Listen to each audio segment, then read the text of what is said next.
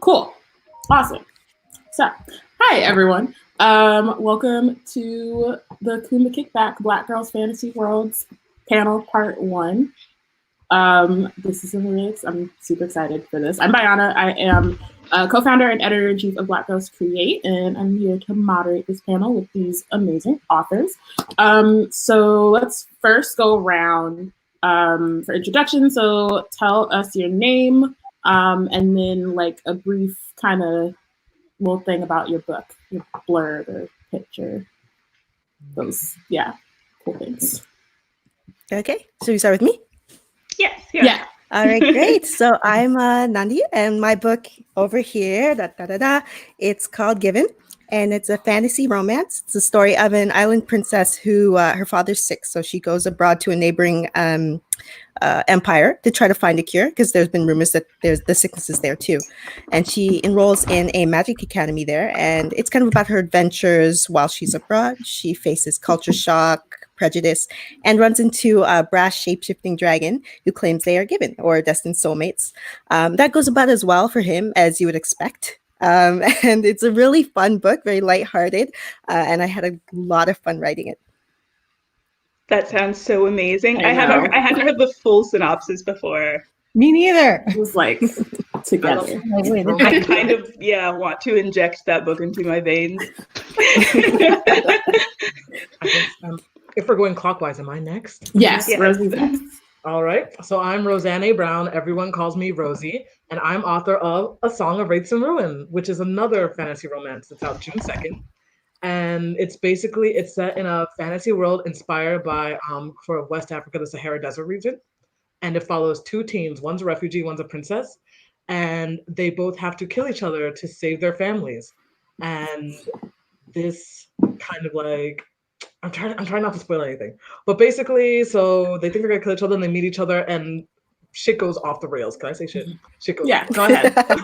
You did, so it's all good. And the shorter pitch is like, as my editor likes to call it, she's like, what would happen if Aladdin and Jasmine had to kill each other?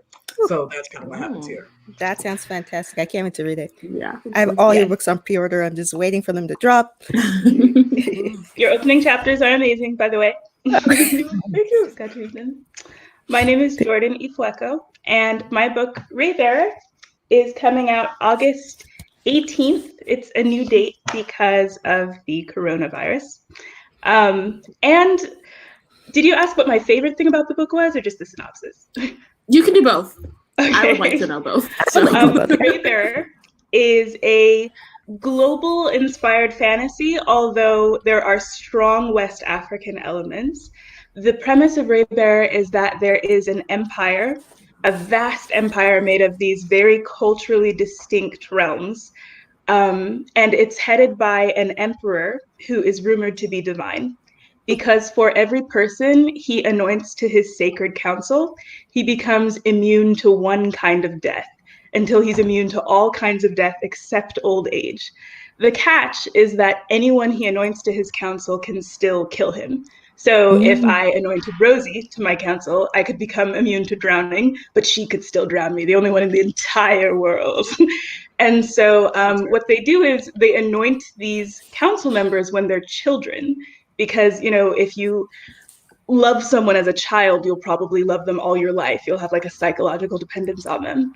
So the protagonist, Tarisai, is a plant on the next Crown Prince's Council. She's sent to the capital, which is strongly inspired by the Yoruba Empire of the Oyo period, to enlist in the council and love him and gain his trust, and then when the time is right, kill him.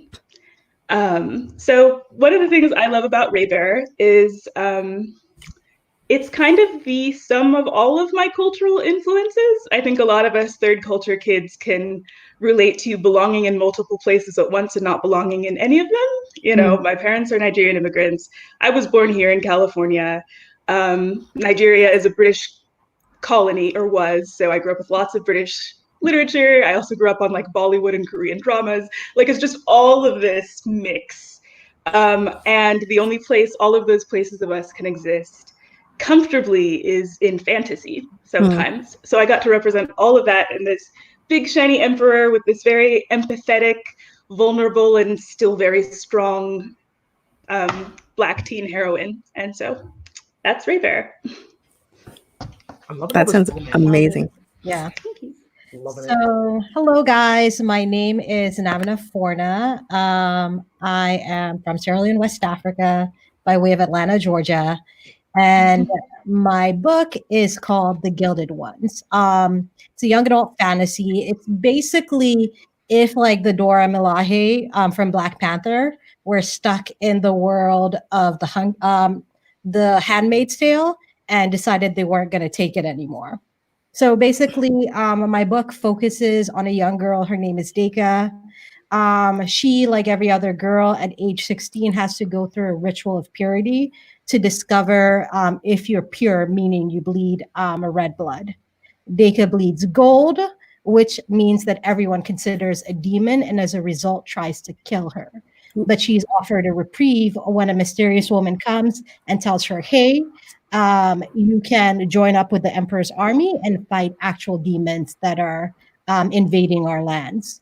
So Deka goes to learn how to be a soldier and to learn how to fight. But along the way, she starts learning things about girls like her, the Alaki, and about the greater world in general. So it's a feminist fantasy, and yeah. That's awesome. It's like almost like murder and romance. So what, I know Jordan touched on it a little bit, but what draws you to fantasy as a genre? I would say that it's that idea that you can kind of, well, I did a lot of reading as a kid, and I needed a way to kind of record all the fantasies that were going on in my head from all that reading. So kind of like fan fiction, but not, so just regular fiction, I guess. Also, though, it was just, I loved reading fantasy, but the fantasy worlds I was reading about were very Eurocentric, and it felt, how do I say this, almost wrong to insert myself in those worlds, which is sad to say. I felt kind of guilty, like I wasn't meant to be there. And so I started writing my own world so that I could kind of do that self-insertion without feeling guilty or ashamed. Yeah. So that was my reason. I guess for me, I had a very similar experience. I always loved to write, but why I think when it came to like really start taking writing seriously, why fantasy was what drew my eye. I think for me, when it came to dealing with sort of heavier themes and heavier topics, I actually found that when there was actually kind of that step away, like while I really respect contemporary writers and what they can do to really bring things into the here and the now and to like engage in it on our level, I found that like actually bringing it a step like putting it a step away and putting in a different world, but still kind of a world that mirrors our own and reflects our own. It helped me sort of process and really kind of come to terms with more kind of like heavier things, like a couple of things we see in rates. Like we have kind of intergenerational trauma, we have violence against girls, we have sort of like self-harm ideation, and like those are all things that real teens in this world are dealing with. And I found that like in fantasy worlds where we could deal with those, it made it a little bit easier to sort of process and like kind of like play through it with that extra kind of step away. So for me, that was why fantasy became my go-to genre, like really having that like mirror to work with rather than dealing right in the nitty-gritty, you know? Yeah. I wanted to write fantasy because I wanted a story about a magical Black girl who didn't have to endure slavery or systematic subjugation to win something. I feel like there are so few stories based on real life, not because in which that happens to Black girls, not because there weren't Black girls who were awesome and powerful, but because those stories weren't recorded for history. You know, like pre-colonial Africa, especially West Africa, had powerful women all over the place. But we don't hear about those women because you have to dig and dig and dig and dig to even, you know, get a reference to some of those heroines because the history was written by the colonizers and they didn't care. So I didn't get to see that growing up. I related a lot to fantasy stories about strong women because that's how I felt about myself, and that's how I felt, I could have potential to be, but all of them were white, Right. and I wanted a story that was both about, that strong, powerful heroine, but also, I felt like I had a lot of vulnerabilities as a kid. Mhm. And I guess I grew to resent how girls, if they're going to be strong, they can't also be sensitive and vulnerable, especially if they're black, and if they're black and they win, they have to have gotten, raped or beaten or enslaved first. Like, I just got tired of it. But that's, to be fair, that's like a really negative, like that's like a negative inspiration for going into fantasy. I also went into fantasy just because that's the world that those are the worlds that I got lost in as a kid. And like Nandi, I relate to everything you said 100%. I was so tired of feeling guilty or having to come up with elaborate backstories by my princess was dark skinned. Yeah. Like, oh, good Lord. Like, the worst part was during my Jane Austen phase because that whole, I loved that world of like, just like intrigue and like making connections and things like that. But I'm just like trying to imagine yourself as a Black person. And that's just like, nope. I would have been off on the colonies. Picking some sugar. I never had a Jane Austen phase. Yeah. So yeah, fantasy is a world again where all of those parts of us can exist. The parts that love those stories that in some ways we were forced to read, all of these, British fantasies and books and classics that I still find very beautiful in many ways, because of how they reflect the human experience. And so I think it's time for, all of us to get to reflect all of our experience and not just the suffering part. For me, I got into fantasy because I grew up in Sierra Leone, late 1980s, early 1990s, and that was the time of the Sierra Leonean Civil War. And I thankfully did not experience a lot, but one of the ways that I was sort of able to cope with everything that was happening was by disappearing into fantasy. Like, I would read read a lot. And like, when you read, you're able to ignore whatever is happening around you. And even when I came to America and like I started really understanding what had happened, I read even more. To me, I love disappearing into fantasy worlds because like they're my safe space. Like, I think that is the importance of fantasy. Fantasy is a place in which you can disappear, in which you can deal with things that you might not have the wherewithal to deal with. Like, when I was a kid, like I had no understanding of why people were disappearing. I didn't have the emotional capacity to deal with what was happening. And so fantasy truly became my safe space. And that is why I write fantasy, is because like I know painfully well that like across the world, people are in desperate straits, like especially children. There's so much happening. And like a lot of times when you're in those spaces, like your parents don't have what it takes to talk to you. Like they're going through things of their own. And so like for me, I write fantasy because if you are going through things anywhere in the world that you are, I want you to find a safe space in my book. I want you to read. And for that, however long it takes while you're in my world, to feel safe, because that's what the fantasy my youth did for me. And that was the greatest gift that I ever had. And that's the greatest gift that I can pass on. No, just nice. Love it. Bars. So like off of that, what are some of your favorite fantasy books? Well, for me, I grew up reading like fairy tales and folk tales. I have this huge illustrated book that my parents used to read to me of folk tales from all over the world, like folk tales from India, Russia, Native American folk tales, Africa, Aboriginal, Australia. And I think that's to blame for me becoming a fantasy writer. So that definitely is like the OG fantasy book that I always go to for as a comfort read. I also am a big fan of actually I love Danielle Clayton's The Bells series. You asked why we write fantasy. One of the things, like Namina was saying, was that it's a place you can escape to, and fantasy has the capacity for just creating like a lush, really escapist experience. And when I think of like lush fantasy, that Danielle's books encapsulate that for me. Just the way that she describes that world. It's colorful, it's decadent, it's gorgeous. I love it. So that's definitely one of my go-tos. And I also really like Nandi Taylor for fantasy romance. And I'm so excited that my books are next to hers on bookshelves because we have the same last name. That was the goat for me, just going into a bookstore and seeing my book next to hers. Yeah, but I really love pretty much anything she writes. I love the way she does metaphor. Like her prose is just full of just the most beautiful metaphors. Real quick, Nandi, when did your book come out? January 21st. Oh, okay. Yes, giving it out, y'all. You can get it.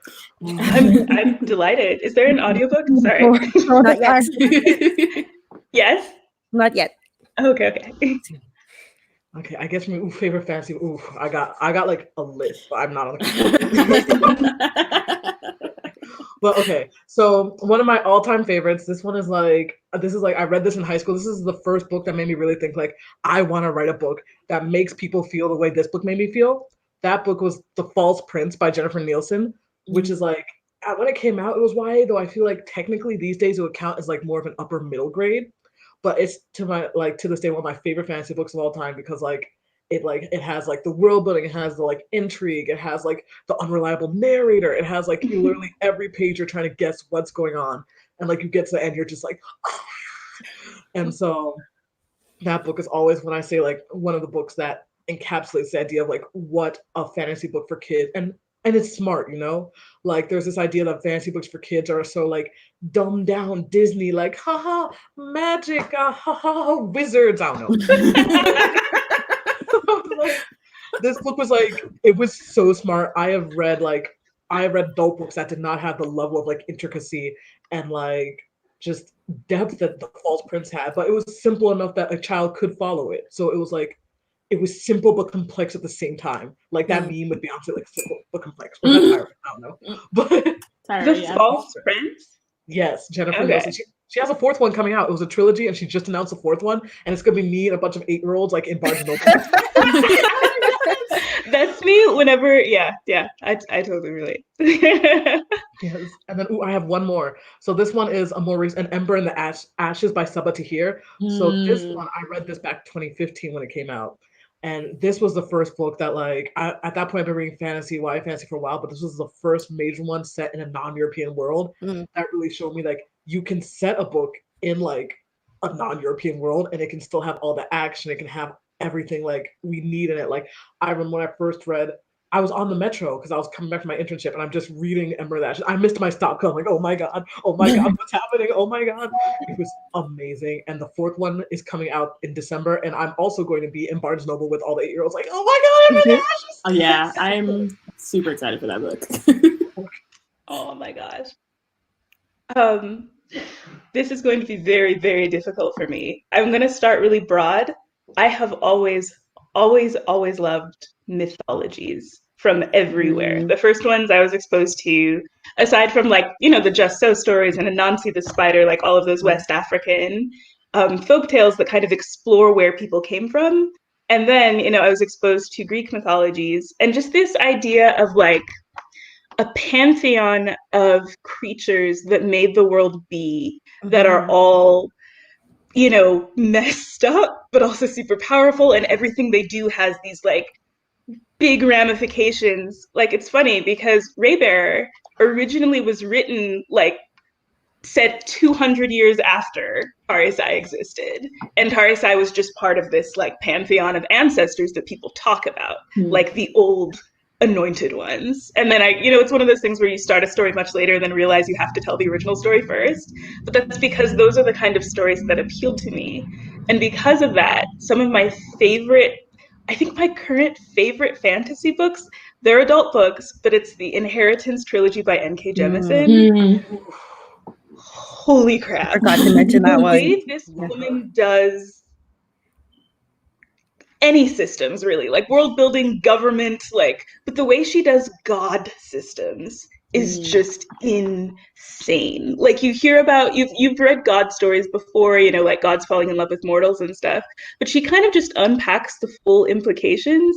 You have these gods that are like, the reason they're gods is because they're slaves to their nature. So if you have a god of childhood, he has to act like a child, even if he's 1 million years old, even when he knows it's bad for him, even when he knows it's going to hurt people he loves. Because if he goes against his nature, he starts to age, he gets old, he starts dying. And it's just, yeah, I love the interplay they have, like the idea of what is it to be a family if you're a god? You know, in what ways are humans more resilient than gods? In that they can change, you know, that's a gift. Yeah, the Inheritance trilogy, but especially the second book of the Inheritance trilogy, which I think is The Broken Kingdoms, it has one of the most, it's such a slow burn romance, you don't know what's going to happen until it's almost the end, but then it makes everything worth it between like a god and a mortal. Like it's just like, oh my gosh. So yes, I like mythology books. I like the stories that people wind to explain where the world came from and where their people came from. Those really appeal to me. And also I love fairy tales. One of my favorite things to do when I grew up was find like even when I was really little, like 7, I tried to find every version of a Western fairy tale with people who weren't Western. Like I remember once I had a stack of holds from the library that was the Korean Cinderella, the West African Cinderella, like that was the name of the book. And it had like these big, beautiful pictures of like, you know, a girl in a handbook, and you know, she like, you know, I think she had to like pick rice out of the fire instead of lentils or something. It was just, there was something I knew that fulfilled me when it wasn't Eurocentric. Like it just gave me hope that all of us could have. One more book that I really loved was Mufaro's Beautiful Daughters. Have you heard of that one? That one is gorgeous. It's about 2 sisters, like one's mean and one's nice, but they're both beautiful and they have to like go through the woods because like the prince wants a bride. And like, it's actually kind of creepy because like they talk to all of these different animals, like a snake, and then all the animals turn out to be the prince in the end, which weirded me out. But anyway, it's beautiful. It's West African. So anyway, I'm done. What you did with fairy tales, I did that book where it was like different ones from all across the world. I used to do that with mermaids. I would find my entree into, does it have to be a book? Because No. my entree into fantasy was like were the stories that my grandmother used to tell me. Like she would sit me down on her knee and she would tell me all these tales, like for instance, like Sierra Leone, where I lived sort of, this was our house, and then there was the marsh, and then there was the beach. And according to our tradition, that marsh where I lived next to was where Mami Wata would come to sleep for the night. So like sometimes my grandmother would like take me out up to the veranda at night and show me because the men who like believed in Mami Wata would go to the marsh to go do offerings. And she would tell me that if I was naughty, Mami Wata would come take me. And this is around the time that The Little Mermaid came out. So I was all obsessed with mermaids. And I really wanted to be a mermaid. So I would like do things and then she wouldn't take me. So then I'd go down to the marsh and I'd be like, why didn't you come? I did this. I'm waiting. Where are you? What's happening? So like that was like my first sort of entree into fantasy. But books that I love. So I'm going to come with one that's a little bit tangential. I tend to read Slay as a fantasy, Slay by Morris. I think say that again. You tend to read what? I tend to read that book as a fantasy. Slay by Bethany Morrow. Oh, that one. Yeah.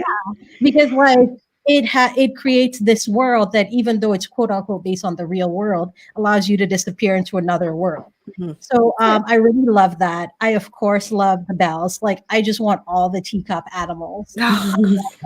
I recently started reading Sabaa Tahir. I love her. Emma like Holly Black. The Cruel Prince series is amazing. It was like the way that I thought of fairies when I was a kid, like literally she brought that to life. So I think those books are amazing. And then another one that's sort of out of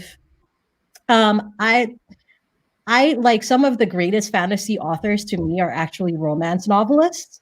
And one of the biggest romances that I ever read was Cresley Cole's A Hunger Like No Other. I remember reading that book and like being like, whoa, what is this world? Like the way that she wrote that, I was like, that's amazing. So I read a lot of different things. I think all of them are amazing. One of the books that really had sort of an impact on me, even though now people are like, we must not speak her name. Y'all know what I'm talking about. Y'all know what I'm talking about. I do still love Harry Potter. I see all the things in it, but I still, that's a book that when I was like growing up was sort of really happy for me. And then Enid Blyton, The Magical Faraway Tree. Do y'all know about that? My dad made me read those. I only know because my mom grew up with them, being in a British colony. Yeah, but I used to want really, when I was a kid, to like be able to go up a tree or go into like my garden and then go off into like another world. I kept hoping for it to happen and it never quite did. But I'm still waiting on Mamiwata. I feel like it's gonna come and I'll be ready. I'll be like, I've been waiting my whole life. Don't mess with Namina, I need you to write this story about a little girl who's naughty on purpose, and then Mamiwata like shows up ready to smite her, and this girl just looks delighted. I love that story. Yes, even if it's just a short story. Or even just, I feel like, did any of you guys see Birds of Prey? Yeah. No. Yeah. Okay. In it, what? I got like halfway through it. The movie? Okay. Yeah. Well, like there's this like little girl who's like a pickpocket, and she's just she's not well behaved, but she comes from like a bad foster background and stuff.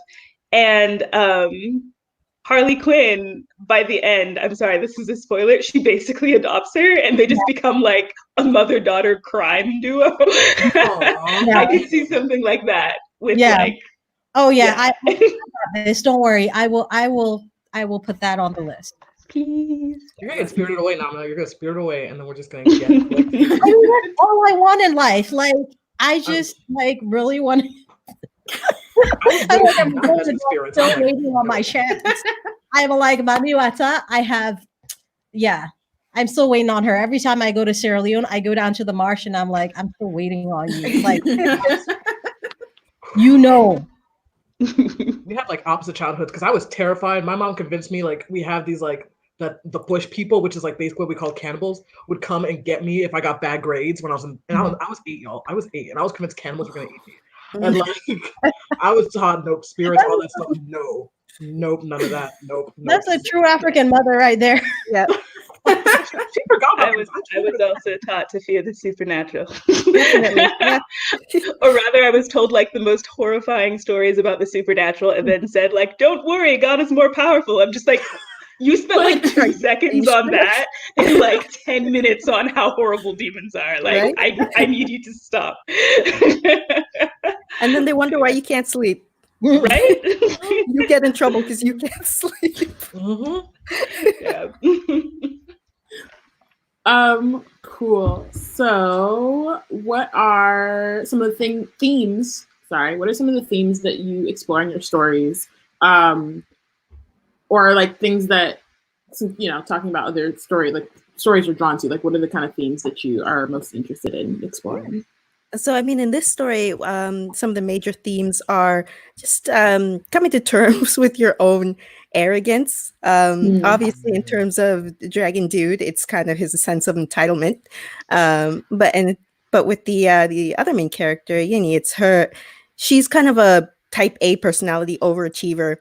And she really expects that when she goes to this magic academy abroad, she's just going to ace their magic just like that, because she is, she's like kind of not a master, but she's pretty good at the magic of her homeland, which is done through drawing runes on your skin. But when she goes abroad, the magic is done in a completely different way. It's through like incantations and saying spells, and that's not something she's used to at all. So when she gets there, she finds that, oh my God, I'm not the best at this for once in my life. And that's something that she has to come to terms with and overcome. So that's a big theme, getting over your own kind of sense of entitlement and arrogance. Growing up, I think that's themes you'll see in any YA book. And also kind of coming to terms with or the consequences of your own ignorance. Both my main characters, Yenny and Weish, because they're not really facing the reality of what's going on. Like, you can't just go up to a woman and say, "You're my wife now." It doesn't really work that way. So Weish has to go through a lot and go through a whole arc.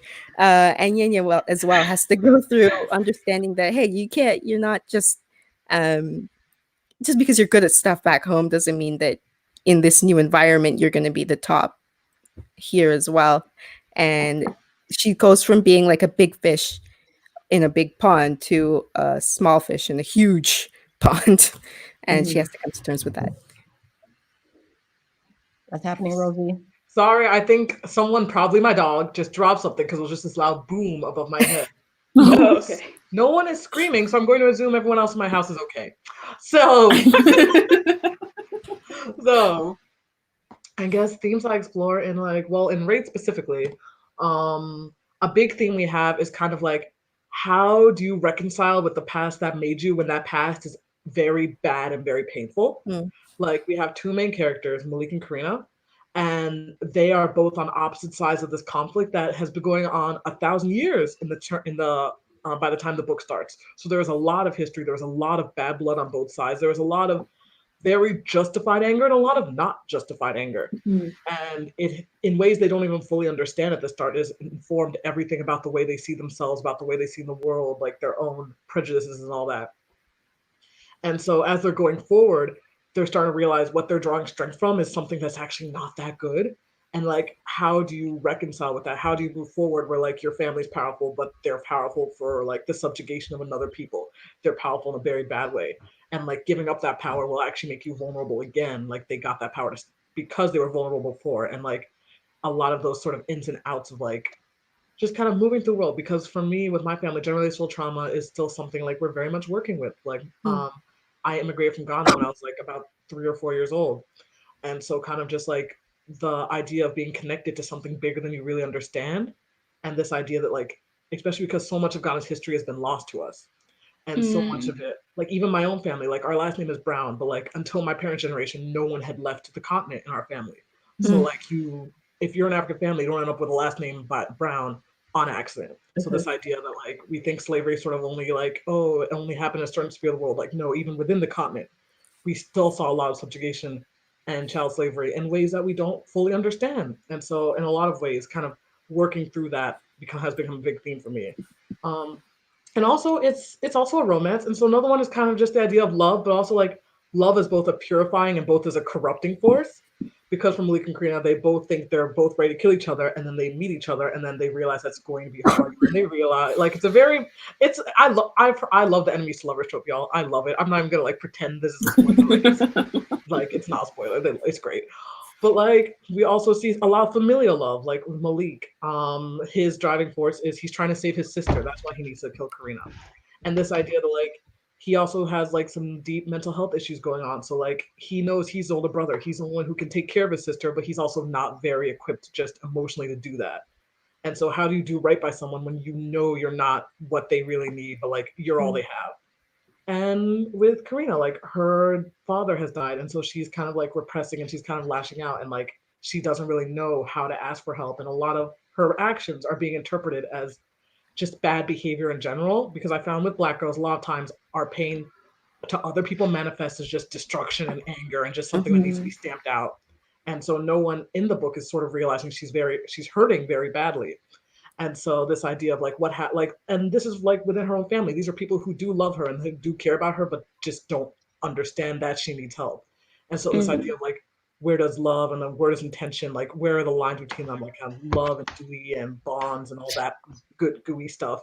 That's what I'm really fascinated with. And like, I really like worlds where like the hero and the villain aren't as different as they think they are. Like, you know, like you got your Harry Potter and your Voldemort, that's good and great. But like when they're like the same, like not even necessarily the same person, but just like they see themselves in each other, then what do you do? When do you do like what do you do when the thing you're fighting against, you see more of yourself in it than you see anywhere else in the world? Like where do you go from there? So I think things like that, those are things I really love to explore. I love that so much. And having just started your book and knowing how deep it gets, I'm so excited. I think, yeah, I really like, I guess one thing that can segue into my book is this idea that you have a story in which you have powerful Black people, and the conflict comes from their power rather than from their subjugation. Like that's what I liked when I heard about Wraith. You know, it's this person who's already in a powerful place, and just knowing that she has to deal with the privilege. That's something very similar to what Tarisai has to do. There are a lot of different themes. One really big one is how to deal with the trauma and the identities we inherit from our parents. For Tarisai, her mother doesn't have a name. One of the first things you learn about her mother is that, you know, in the very first chapter, her mother basically enslaves a fairy and forces him to father her child because she wants a child that's half spirit so she can command the child to do her bidding. Lovely woman. But one of the first things she says is, you know, I'd tell you my name, but as I'm sure you know, my father never gave me one. And she's referred to as the lady throughout the whole book. And she is this incredibly powerful, charismatic person who had, like, all of her priorities have narrowed down to self-preservation. And that extends to Tarisai in both a good and a bad way. She genuinely loves Tarisai, but she loves Tarisai because she loves herself.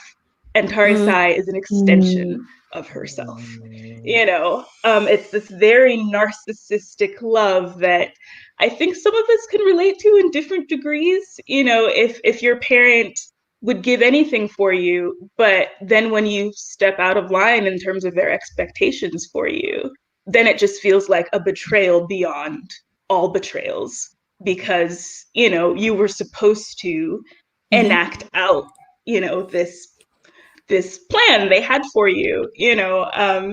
And so Tarisai deals with this in multiple ways. At first, she worships her mother, venerates her. Her mother keeps her at a distance, which only like exacerbates this god-vassal relationship that Tarisai has with her. They look very, very similar, like eerily similar, which doesn't help this whole, like, you're just an extension of me. When Tarisai goes to the capital, not knowing the history that her mother has in this broad empire, she enters a room and the most powerful people in the room just recoil because she looks like a small version of this woman they fear very, very much. And 11-year-old Tarisai is just like, hey, guys, what's going on? She knows nothing, you know. So Tarisai has to deal with not only saying, no, I am my own person, you know, I don't have to live out your story, with the added complication that she is partly her mother.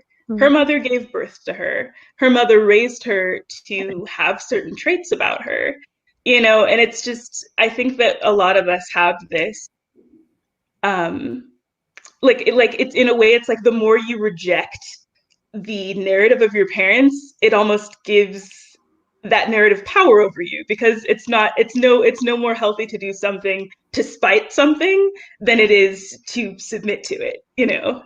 It's so hard to be your own person, to hold those things in the tension. So that's one of the big themes. And on a broader level, the trauma that our ancestors give to us, because like in Wraith, Rosie's book, the Eret Empire, it's headed by this very Yoruba-inspired 500-year-old Black dynasty. And they are very powerful, but the nature of empires, like, I don't know that you can have an empire in which, like the mythology is that, you know, the first emperor, Enoba the Perfect, just united everyone so that they could, you know, they would be strong against this threat from the underworld, and the threat is very real, but they were not all united voluntarily, and the people who chose not to suffer to this very day because of what they chose not to, because they didn't fall in line. So yeah, those are really big themes. One more theme really quickly is the idea of a platonic soulmate. There is absolute like romance in this book, but it's not between the people you think it's going to be. One of the feedbacks I get for Raybearer a lot is like, wait, like she and the prince she's about to kill don't get together? Like, and I'm just like, not in the way you think. Yes, they're soulmates. No, they're not romantic. Like, it's just they have this they have this bond. They're two sides of a coin, and navigating a relationship, especially for Black girls, in which she is valued for who she is and the power she has, and not necessarily because, you know, like, I want to get with you. You know, it's just like one thing this prince says is, I cannot do this without you. I wasn't meant to do this without you, you know. So yeah, those are a few themes in Raybearer. Awesome. For me, I think the main theme of the Gilded Ones is basically female oppression. So Sierra Leone's very patriarchal, like, you know, and I think most of West Africa is like growing up, like I was expected to do stuff that like my male cousins were not expected to do. And I always fought against that. I was like, if he's not doing that, I'm not doing that because it's not fair. Like I was always like, it's not fair. And like on a greater note, like Sierra Leone during the war, like the amount of brutality that we had against women was sort of on a level that is difficult to comprehend. Like it's one of those things where like I don't even like talk to people about it because like I don't think people are able to deal with that sort of trauma. So I rarely explain. And when I came to America, I thought it was going to be different. I thought, hey, you know, it's America, blah, blah. And I come here and like I'm in Georgia and I'm like, oh, wow, it's pretty much the same. It's only here is more polite. So in the Gilded Ones, the women, the Alaki, who are faster and stronger than regular human beings, they bleed gold. And there's a reason why they do that. I think a lot of times women, when people see us, they reduce us to basically our monetary value. You know, it's like this person is worth this much. Like, you know, like think about all the times like they rank women or whatever. Like, so that's why I had the girls bleed gold, is because when you reduce it to what it is, like that's like a very strong thing to say. And like that's the main thing that I explore in the book. The other thing that I explore is how religion can be like a force that basically controls you, teaches you that you are worth less than you are. I think I am very lucky to be surrounded by people of faith who understand their faith and who understand like and who like see things about their faith but are like, I understand this is what this is. But I think a lot of times, especially in Sierra Leone and around the world, like people like sort of give up their freedom for the comfort of somebody telling you this is the way things are, this is the way things are supposed to be. And that's very dangerous if you're somebody who is in the periphery. Like if you're a woman, if you're someone who does not conform to gender, like if you're anything that's like sort of like not quite what you are supposed to be as per your religion, you are punished for that. And that is one of the biggest things that I examine in this book, is like, are you really who they tell you are? And like, how do you create an identity when you are in a place where like it's so crushing, everybody telling you this is who you are, this is what you're meant to be, and like punishing you to the point of killing you when you step outside of that identity.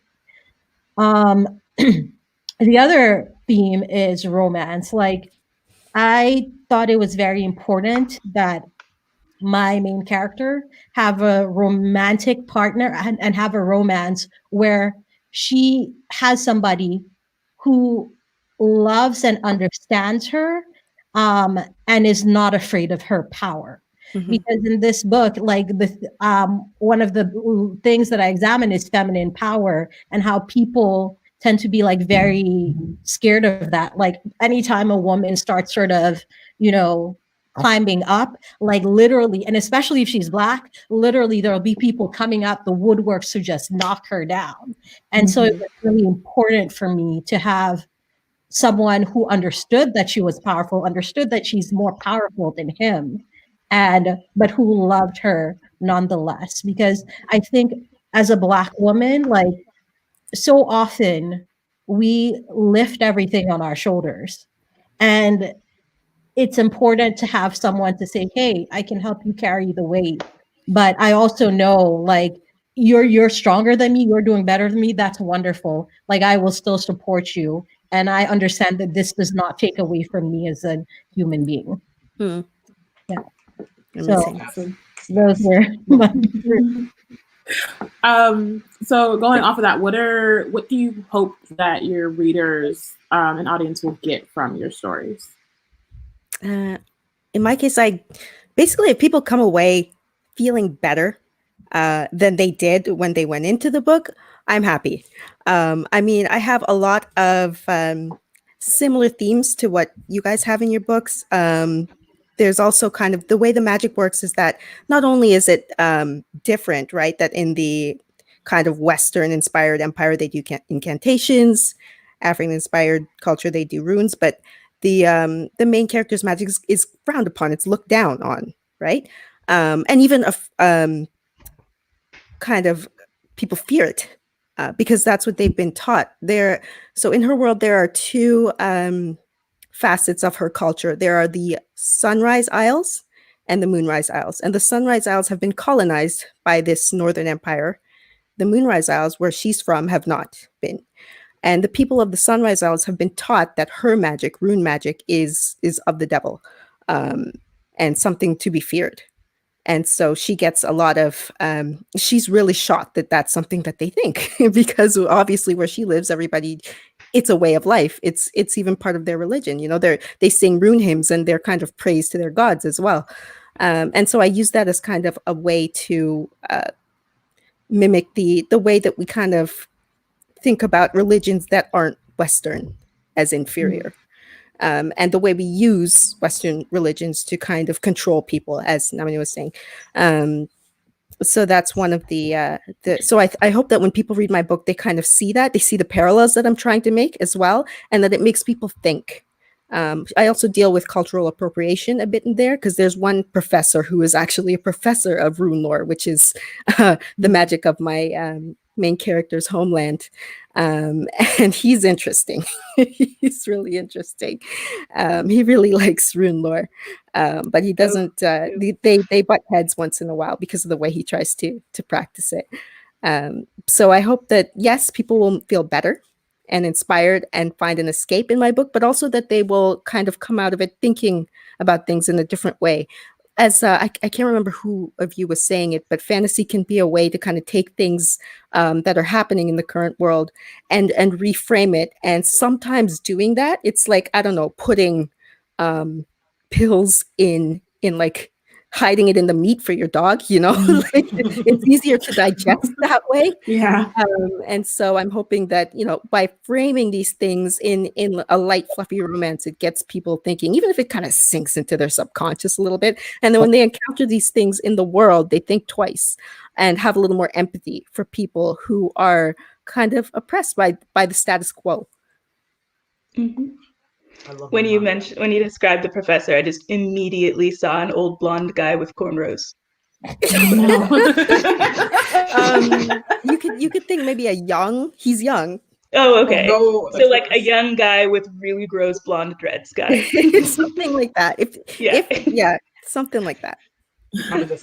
No dreads, but you can just like superimpose the locks. Yeah. And that's kind of him. Oh gosh, I guess. So what do I hope people get from A Song of Wraiths and Ruin? I guess, well, the first big thing I want people to get is kind of this idea that like everything you've been taught to hate about yourself is where you can draw your strength. Like the idea, like I hated being Ghanaian for so long. I hated that like nobody understood my culture. I hated that like my parents didn't understand American culture. Like I hated the food. I hated all of it. And like I really internalized the idea like Africans, oh, we're dirty, we're like stupid, like all of that stuff. Having grown up in a majority white area. And so we see like Mhm. Malik, we see him struggle with that. And we see him struggle with like him kind of unlearning like everything he's been taught about his people and like the very like the reasons why that this has been spread. And so I want and also that those that unlearning is also painful. Like that healing isn't linear and that like recovering from trauma and all that, like there's no set path to take. Like there's this idea that when you realize, okay, something's not right, let me make my life better now. Let me face this demon. And then that's gonna be it. You're gonna wake up the next day like, yes, I'm cured, mental illness gone. Let me go run up a mountain. I don't know what happy Fire my therapist. Even fire my therapist, yes. And it's like it doesn't look like that. Like it doesn't look like honest time. It looks like some days look better, some days even look worse than where you felt where you started and you're twisting, you're turning, and like some days you're just like it feels more comfortable to go back into the unhealthy patterns and like where you were before. But understanding that like facing these demons and facing these shadows, it's always worth it. And it's worth it to look inside yourself and to look at the places that scare you, at the places you've been taught to hate, at the places you don't understand about yourself, and say, why do I believe this? Like, is it true? If it's true, why is it true? And if it's not true, why am I letting it like dictate the way I live my life? And how that's a process that never really stops. And like it never really gets easier, but it's always worth it. And like that's where you draw your true power. Like both my main characters, they never really figure out what's truly going on. They never really figure out what they're both capable of until they really take that step back and they look at themselves and they look at this is what the world's told me, this is what I believe, and this is where the disconnect between both of those things are. So if people get anything from rates, I want them to get that like it's always worth it to do that interior work, no matter how scary or hard that first step might seem. And also, don't make deals with the spirit world. Like, do not listen to Namina. Do not go looking for Mami Wata. Do not look for Nani. Do not look Y'all for can have whatever you want. always a bad idea. Do not listen to her. No. No, do it to bad. Do it to bad. I'll come visit you later. Knock on your crash the window. Hey, Rosie. We'll take this at DMs. Meet me in the DMs later. We'll discuss this. I think what I hope audiences take from my story, there are a lot of different levels. The dedication of Raybearer is for the kid scanning fairy tales for a face that looks like theirs, and for all of the girls whose stories we compressed into triumphs and pities and wonders without asking even once for their names. And I think that I hope that both boys and girls take from this story that people's stories don't exist to teach us something, even if it's something good. You know, I think that everyone should feel free to live a life that does not fulfill some legacy, whether that's for your parents or for the people you come from. You know, like I wish that all Black kids could either be excellent or be mediocre without it being a reflection on their Blackness. Yes. I think that's like the ultimate, I think that's when I'll know we've achieved something like equality, is if it's like, you know, this does not represent, you know, you don't see a Black kid, you know, flunk out of school and think, oh, what a shame, his community should do better. It'll just be like, oh, well, that was one kind of, I don't know, that was one like kid who just, too bad for him. You know, it's just that kind of thing. You know? Hashtag Black mediocrity. Yeah. What?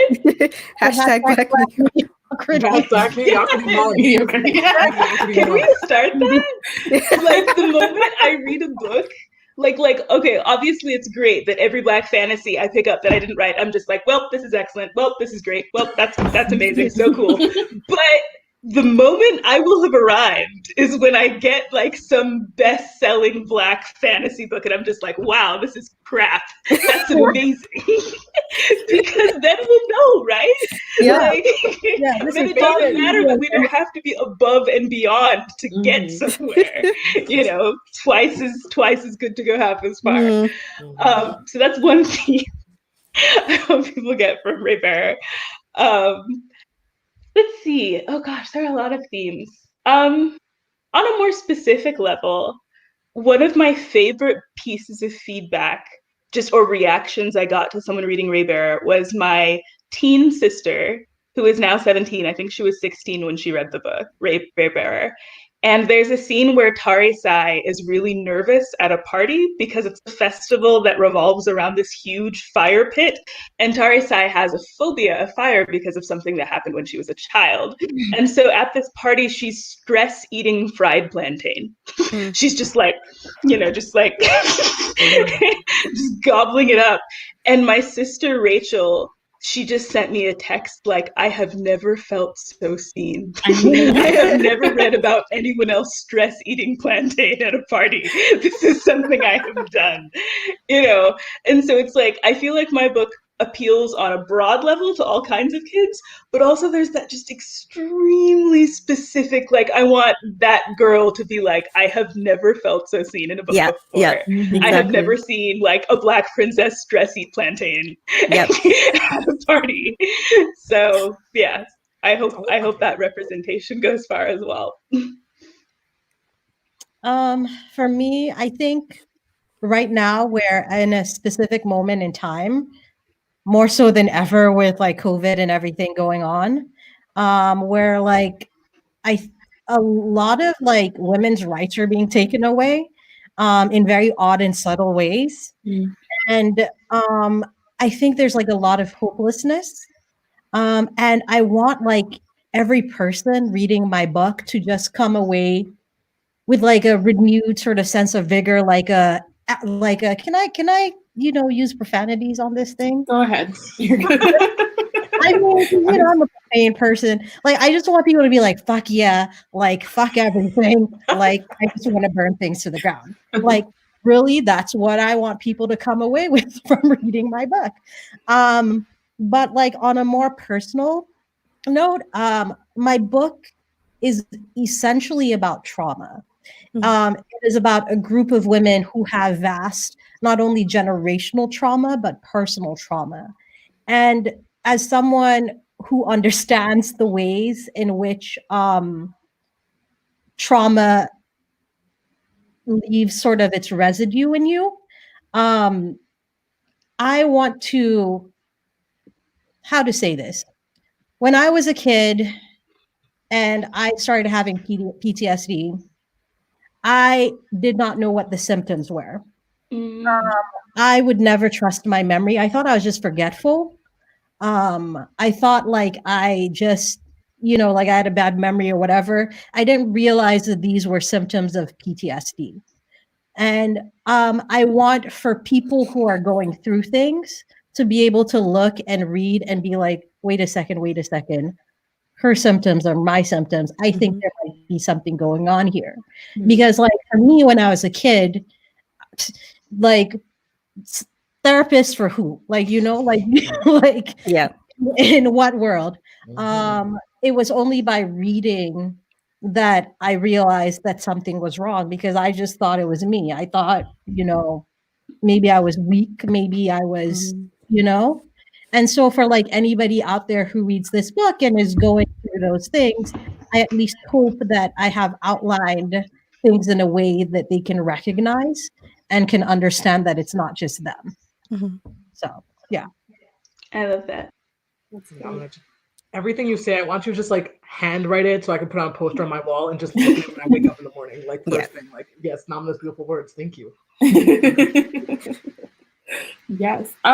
So that's wild because now it's like almost an hour already. Which means we didn't get to all our questions, but that's okay. Like, we'll just maybe do this another time. But to wrap up, can you let folks know where we can find you, where we can find your books, when your books are coming out, and all that fun stuff? Yeah, so mine's out already. It's been out since January. You can find me all over the place. That book is, you can find it online, the usual suspects, Amazon, Barnes & Noble, Target, Indigo in Canada. It's also, the book, fun fact, started on Wattpad. I just saw that. Yeah, and so it did really well, hit a million reads on Wattpad. So I published with Wattpad Books, and actually a version is available on Wattpad as well through their paid stories program. So you can buy coins and unlock it chapter by chapter if that's something you're interested in. There's also an ebook as well, though, if you want to get that online. And for my part, I'm on Wattpad, I'm on Twitter, Instagram. I have a Twitch channel where I sometimes play video games. So if you want to watch me play video games and be annoyed with The Sims and stuff like that, I'm on there. What else? And I have my website, nanditaylor.com. So A Song of Wraiths and Ruin, it'll be out June 2nd, 2020, very green. It'll be wherever books are sold. But hopefully, please support your local indies because they really need help right now. And my local indie, Books with a Past in Maryland, I'll be offering signed copies through there. And more information on that will be on my website, so look forward to that. As for where to find me, I'm usually on Twitter, and people might tell you I'm on Twitter too often, and they will be right. But you can find me on Twitter. I'm at Rosie's Rambles. So that's Rosie, the letter S, and then Rambles. And I'm also at Rosie's Rambles on Instagram. On Instagram, I tend to be a little more professional, but the Twitter's way more fun. And I also started a TikTok, also at Rosie's Rambles. I'm trying to get hip with the youth. We're having fun over there. And so, yeah, please come at me, shout at me all the time. Give me your bad Disney opinions. Give me your good Disney opinions. Give me your mediocre Disney opinions. I just like opinions on Disney. And yeah, lots of good stuff, lots of cool things we're gonna be sharing around, and I'm always around. Well, you can find, should we do our book again? It's right there. Yes. It comes out August 18th. And you can read the first chapter on Entertainment Weekly if you just Google Ray Bear Entertainment Weekly. I said Google. I'm sorry. Always listening. Oh, gosh. And then it talks in Issa Rae's voice because I use that setting, and it's just all a little too. Anyway, August 18th. And my Twitter, which is what I use the most, is at Ifueko, as one word, like Jifueko. And I am on Instagram sometimes.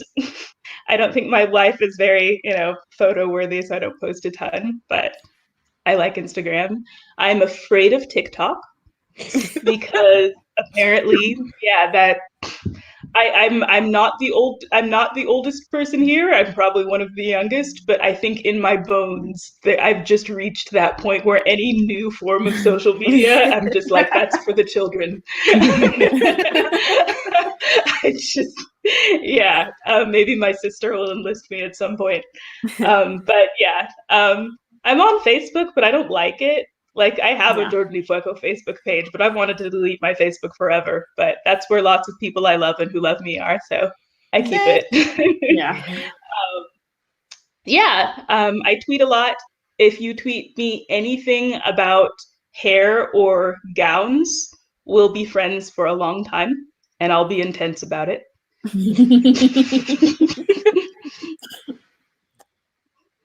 Wow.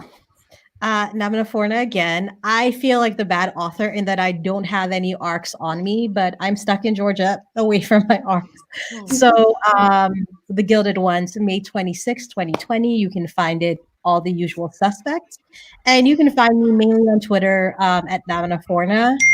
You can also find me on Instagram at namina.forna, at naminaforna.com. And also you can find me on TikTok at Namina Forna. I'm mainly on Twitter. I'm trying to do a TikTok. Like, maybe one day y'all will see me in my full profane glory, telling stories of, the myths of Sierra Leone, but mainly Twitter.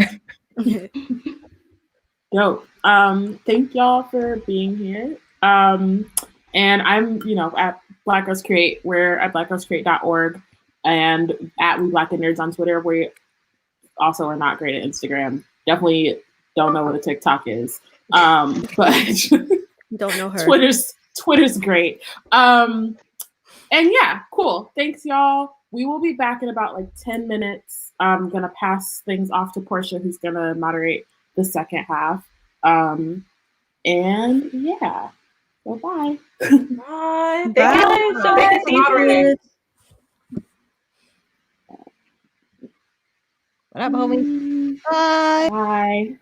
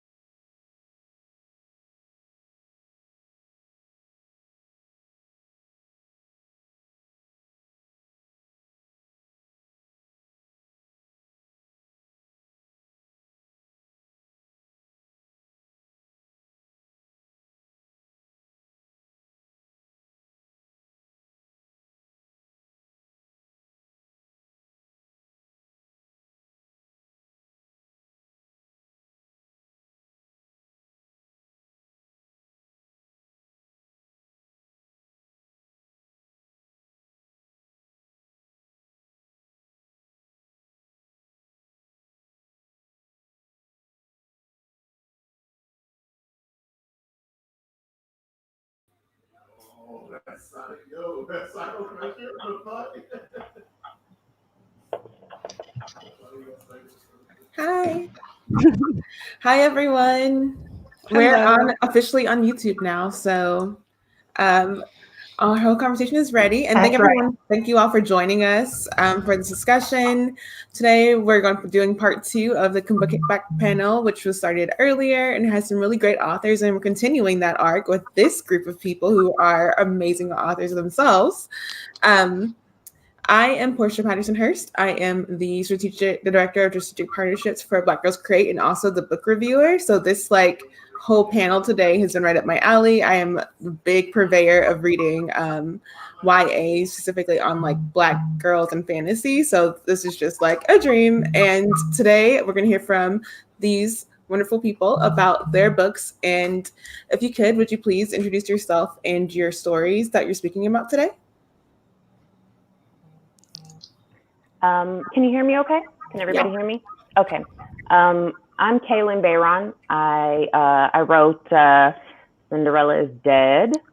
And the elevator pitch for Cinderella is queer Black girls team up to overthrow the patriarchy in the former kingdom of Cinderella. It's a YA fantasy. It comes out July 7th. All right, I'll go next. Can you hear me okay? Mm-hmm. Awesome. So I'm Tracy Deonn. I wrote Legendborn. And this is a contemporary fantasy YA that's coming out September 15th. And the pitch for that is Southern Black Girl Magic meets King Arthur. So the plot is that a 16-year-old girl whose mother has just died from an accident discovers that there may be more to the accident. And so she infiltrates a secret society that seems to have some knowledge about what happened, and then finds out that pretty quickly that they are the descendants of King Arthur's Round Table. And so she has to maintain her cover, investigate them, deal with the demon magical war that they have going on, and find out the truth about her mother and decide if she's going to fight with them or take them down from the inside. So I am Bethany Morrow. I am the author of A Song Full of Water, which is right behind me. It is a YA contemporary fantasy about two sister friends who are both, well, one of whom knows that she's magic. She is a siren. It's set in PDX, which is Portland, Oregon, and it's about both of them going through something. One of them, Effie, sort of discovering that she is something, and Tavia knowing that she is a siren and having to hide it because this is a world in which sirens are only Black women. And so the novelty is gone. It is not romantic. It's not desirable. It's feared, of course, because of the power. So it's just about everything. No, it's about their relationship and just the way that Black sisterhood literally saves lives, and confronting a world that is afraid of your power while simultaneously trying to convince you that you have none. Yeah, these all I'm ready to dive deeper into these stories and your own thoughts and inspirations behind them. To begin with, what inspired you to begin writing, even if that was from untypical sources, maybe it wasn't writing or reading, maybe it was watching TV or movies, but what was your inspiration when you first started writing? Well, for me, I mean, reading inspired me to be a writer. When I was a kid, I read everything I could get my hands on. And then I started writing, probably, I guess you would call it fan fiction. Anytime I read a book or watched a TV show that I thought maybe needed to end differently or have some different characters or different relationships, I would write my own version. So just kind of consuming, books and TV shows, and that kind of inspired me to be a writer. Harry Potter came out when I was 14, and that had a huge impact on me. I know there's a lot of other things going on with it now, but just initially, just kind of seeing this world of magic and witches and wizards and all that kind of, it was so fascinating to me. And so I wrote fan fiction about that. And so just reading is what inspired me the most. Same here. I was a big reader growing up. My mother was really, really creative in her own way, and often was a like OG fangirl. Like I think she was collecting comic books in the late 60s, early 70s. Was watching original Star Trek. So I grew up with sort of this sense of the world that is in front of us is not all that we can be engaging with.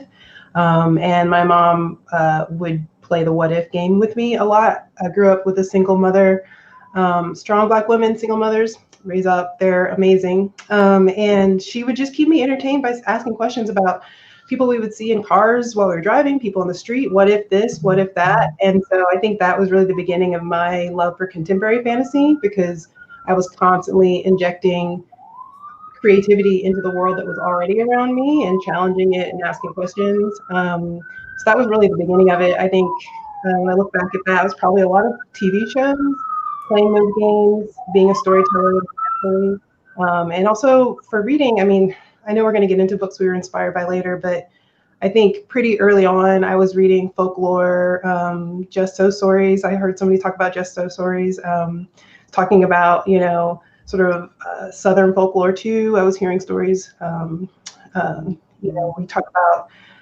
Kwame and Balia and like reading Tristan Strong and remembering those stories coming out from like elders who would talk to me about them. So like, I think that's where things started for me. For me, I think it's true of all of us that we were probably all voracious readers when we were younger. But I just remember knowing that my mom and my sister Jennifer were really talented at drawing, particularly drawing portraits. And I just remember being so in awe that they could do that, because I can't, I mean, to this day, I don't draw as well as a preschool class. So I was always really just enamored of that kind of talent, and I can't believe you can draw and make me see a picture. So I started writing stories, and it would be almost like what Wattpad is now, but just like for my siblings, where I would write something and then I would read it to them, and then I would write the next part and I would read it to them. Or with my brothers, especially, I would write. I really like role playing games now, and like I play a lot of Skyrim. But that's kind of what I would do. If we were bored one afternoon, it would be like, okay, I'm going to create characters for us. I'm going to create a backstory, and then we're going to go do a mission. And then like my sister would draw us as those characters. So I think that it was always for me, it was always literally creating a world. I know that I did some fan fiction, mostly because I didn't understand that it was fan fiction. It was just, I loved things like Anne of Green Gables and stuff, but I wasn't in Anne of Green Gables, so I put myself in Anne of Green Gables. But I also grew up watching Star Trek, especially The Next Generation and Voyager, and my junior high school English teacher wrote for it.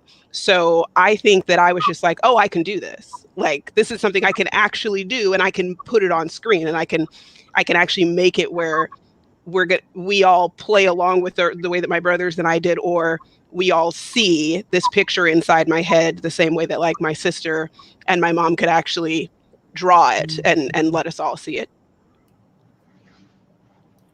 Thanks for sharing that. Yeah, I think that's a lot of the background for a lot of people when they begin writing is kind of, it starts with self-insert. You see the lack of something and then you like kind of insert yourself there. Definitely. And hope that more people like kind of join in and you're helping to serve people who are also looking for the same thing you're looking for. Is that something that you think of specifically for like what drew you to fantasy as a genre, or what are some other things that brought you into writing or reading fantasy, and what are some of your favorite fantasy books that kind of like held you in this genre?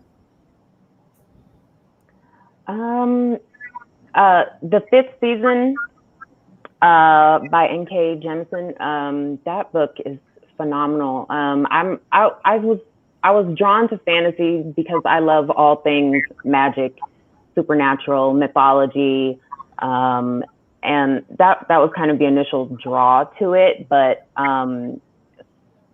I stayed attached to it because of authors like her, and A Wrinkle in Time. I read that a long time ago, and I really just, I loved it. And I think I just, I could kind of read these other things and picture myself or my family members, in these situations, in these stories. And I knew that I could kind of have an opportunity with fantasy to change the way that people perceive fantasy. It's very white, it's very straight, it's very cis. There's not, I saw the potential for there to be more. And so that's kind of what drew me to it. And then, N.K. Jemisin is one of my favorites. Also The Bells, Danielle Clayton. I love that book. It's beautiful, beautifully written. And I really love middle grade fantasy. So Love Magic by Anna, I think it's Mariano, is a really good one. And the Spirit Hunters series by Ellen O is fabulous. So, gosh, early stuff. I grew up, single child, right? I grew up being drawn to certain characters consistently and wanting more from them. So we talked about Star Trek already, obviously, like Uhura. I could have watched a whole show about her. I wanted to watch a whole show about her. I was drawn to, any character in any fantasy TV show, cartoon or otherwise, that looked vaguely Black in any sort of way. I was like, that's me. Like, that's me, obviously. I think that we all spent that time in our lives. But I think you talked about Wrinkle in Time, Kalynn, and then, when that movie came out later and it was cast as a Black girl, I think the little part of me inside was just, it was like revolutionary, this idea that we could be Meg. That was fulfilling in a like a long arc type of way of reading that and wanting to be Meg, and then actually seeing it later as an adult. I looked at that, and then for the type of fantasy that specifically for Legendborn, but for in general the type of fantasy that I like, I'm thinking about The Dark is Rising by Susan Cooper, which is like OG contemporary fantasy, like I think 70s, takes place in England. The main character is a little white boy, so totally I didn't see myself there, but this idea that there was an adventure awaiting an 11-year-old. Those types of stories are just sort of embedded in my psyche, and particularly was influential for this book. But yeah, media, I think about, I was older, but The Vampire Diaries, looking at Bonnie. So Bonnie Bennett is a great example of someone who I was inspired to do better by. And I think we all have these characters where we're like, you know what, they did her wrong. They did her dirty. Yeah. What kind of story can I write that will not have that outcome, that will not have this character sidelined or abused or taken advantage of, or sort of treated as a character that we have to jump on and then jump off of in order to get a plot started, but she's never actually involved in it. So I think about that I think as Black women, I think we are drawing on this legacy of characters that were done wrong. And I think in some ways we're all working to write them in our own fantasy stories. I think that I am probably, from listening to the first panel and listening to this panel, I have a suspicion that I am the person who is newest to fantasy in terms of literature, mostly because I hadn't written contemporary fantasy until A Song Below Water. And I came to that very much based on who the character was. Just the inspiration to write A Song Below Water was DMing with my sister about something that had just happened on the timeline, where some a Black woman had said something that, of course, for us goes without saying.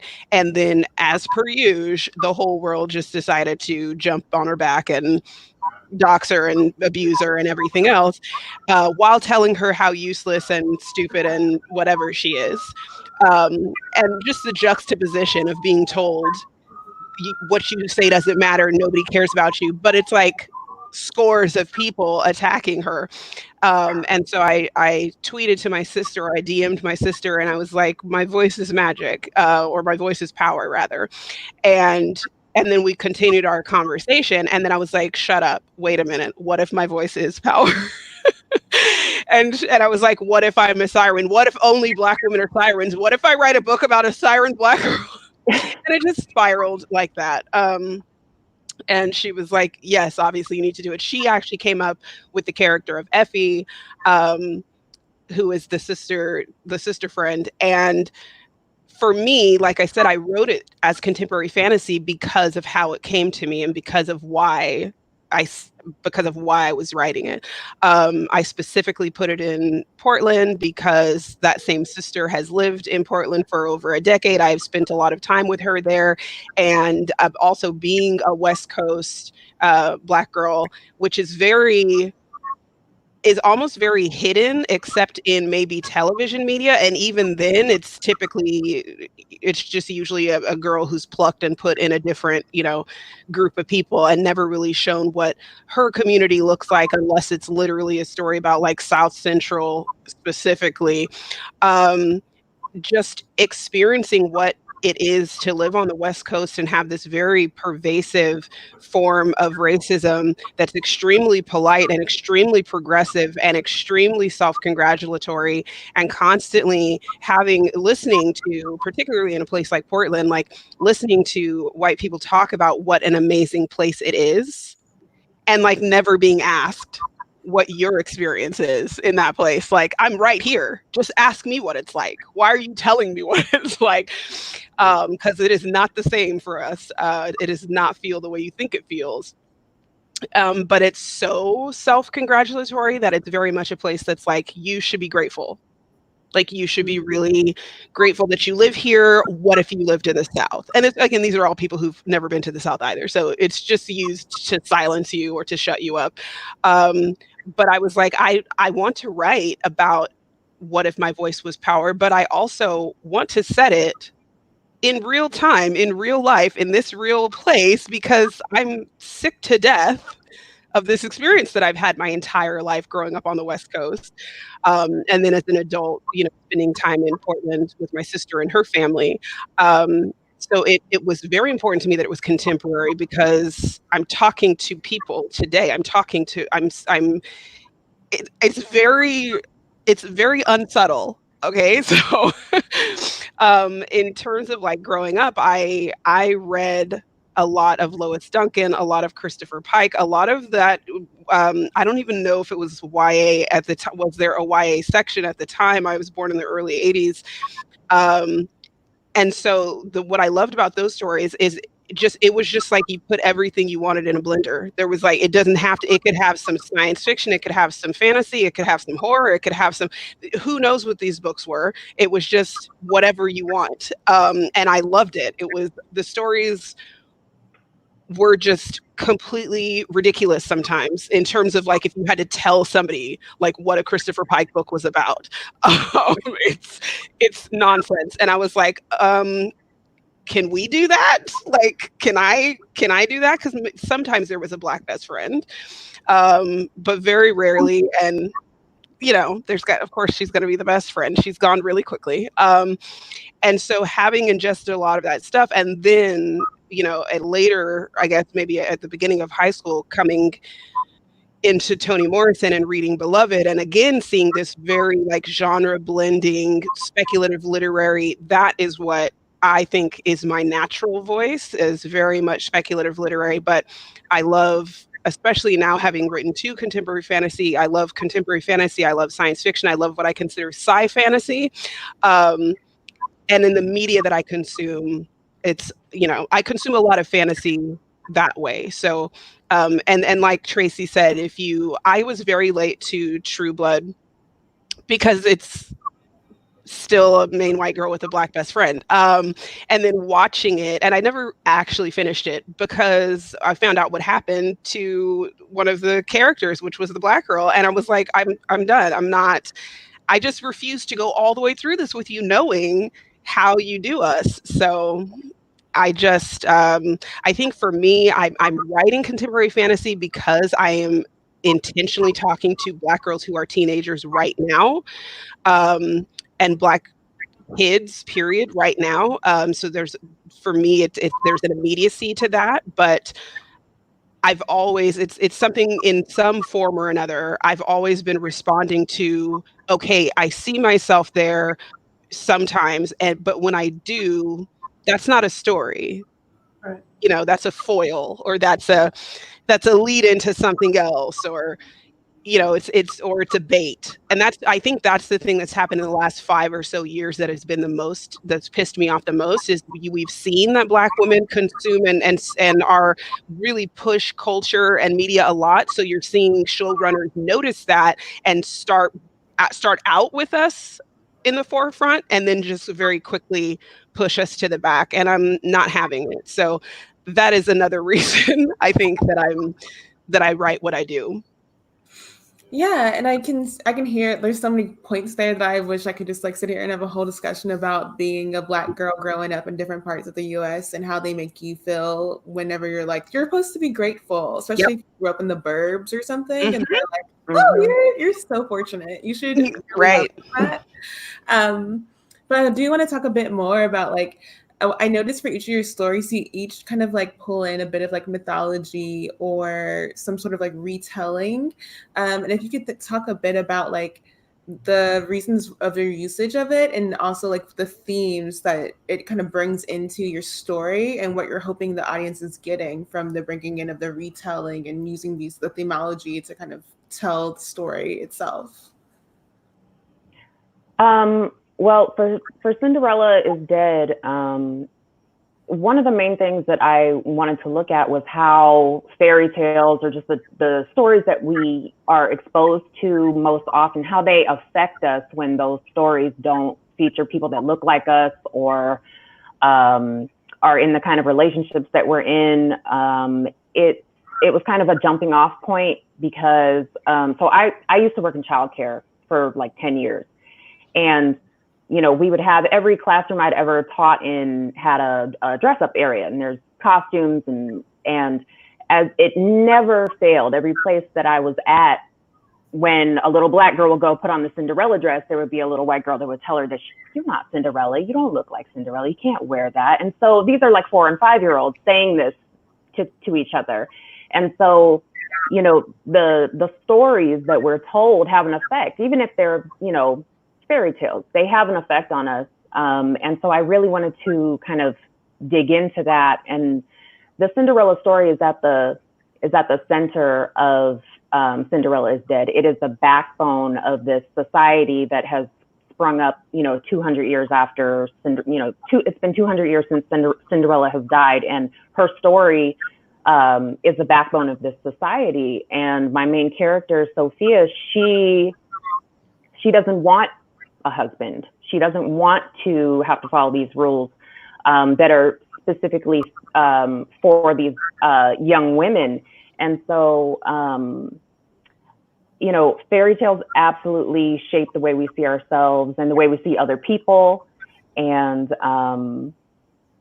I really wanted to deconstruct that. I really wanted to dig into how that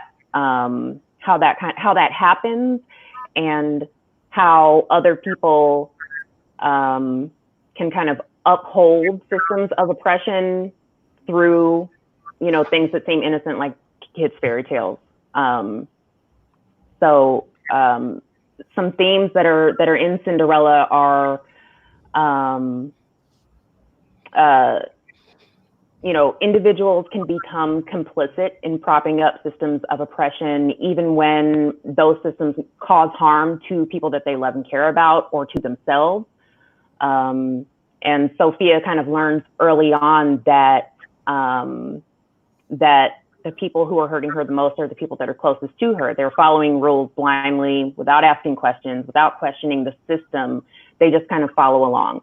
And so that's really difficult for her to deal with. And then just kind of the overreaching theme is defiance and anger, and how that's perceived when you're a woman, especially a Black woman, how your response to someone causing you harm is seen as harmful. And so, and there's no question as to, well, who is harming who here? So I keep coming back to that over and over again within this story, just how women are perceived, and how when they demand accountability, they're suddenly villains. Mm-hmm.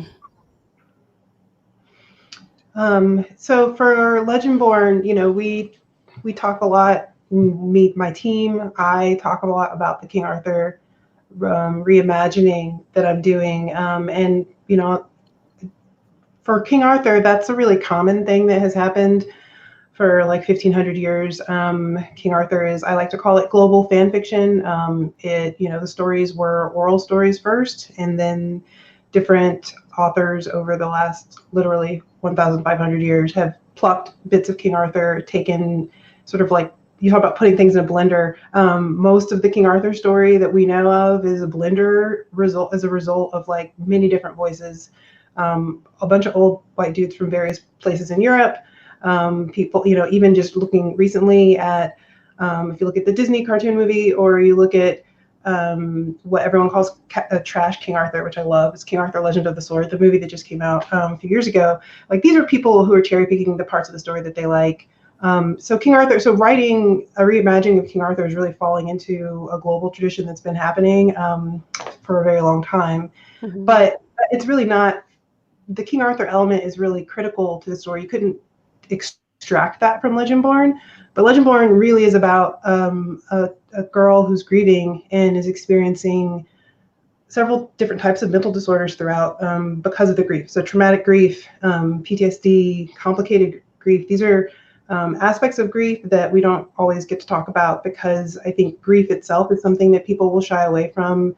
How do you talk to somebody who's grieving? What are the types of things that, when you're grieving a close loss like that make the world surreal? How are you figuring out how to become who you're going to be after this person is gone? That's really the central backbone of the story, is Bree, that my character, trying to figure out what she wants to do with this information that her mother's gone. And then she finds out that it's possible that her mother was actually taken from her, that someone was involved in her death, that it wasn't an accident. And when you lose someone really close, I think we all are storytelling beings. We try and come up with a story about why that happened.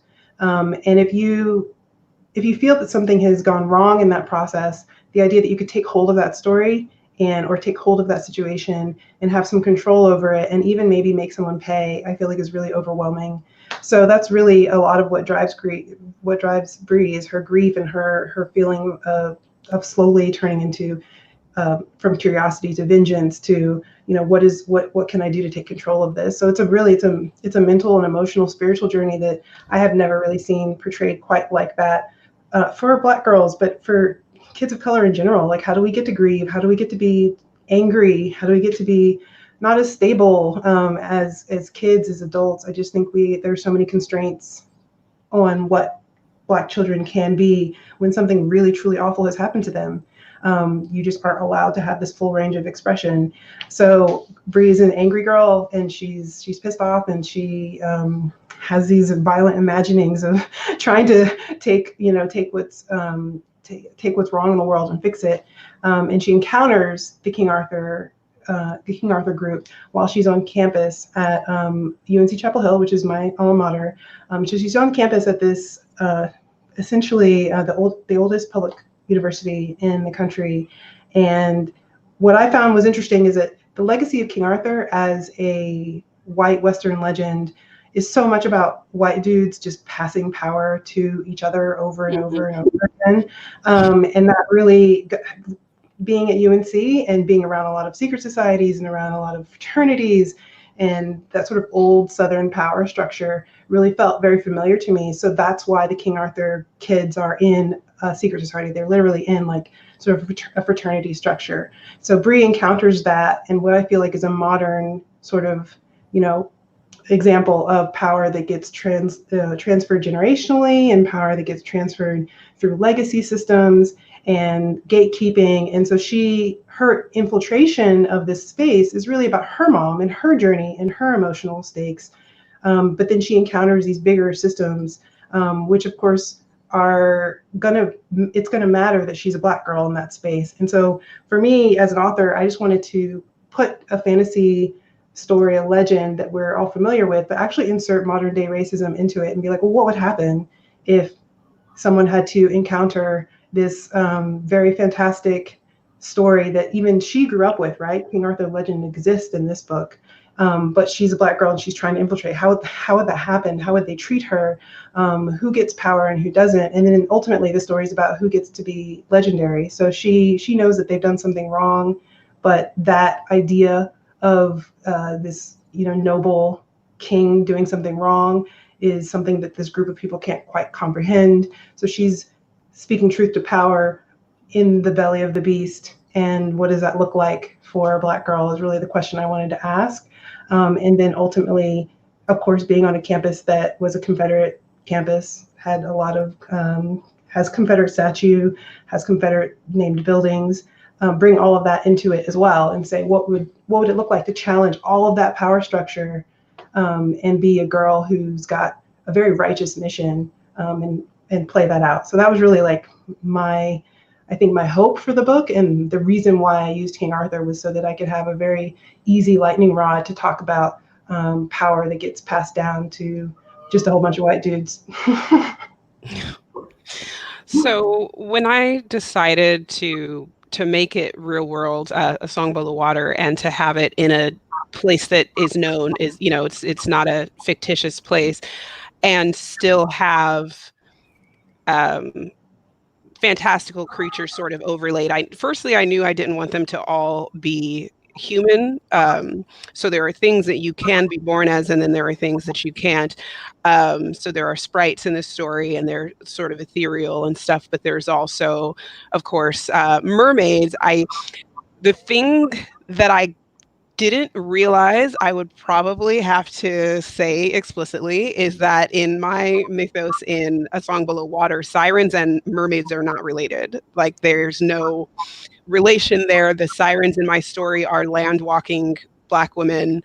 It is literally the power of our voice. There is a mythos where your voice goes to a body of water after you die, which turns out to be different to how it sounds as well. But the biggest thing that I intentionally did that I don't think is necessarily for the reader so much as it's for me, and so much as it's for me, again, as a West Coast Black girl who has no Southern ties, who has no immediate, I say that, but yes, I do, my father's mother does have Gullah Geechee ties. So, but we don't have any connection to it. We don't know very much about it. And so there is no sort of,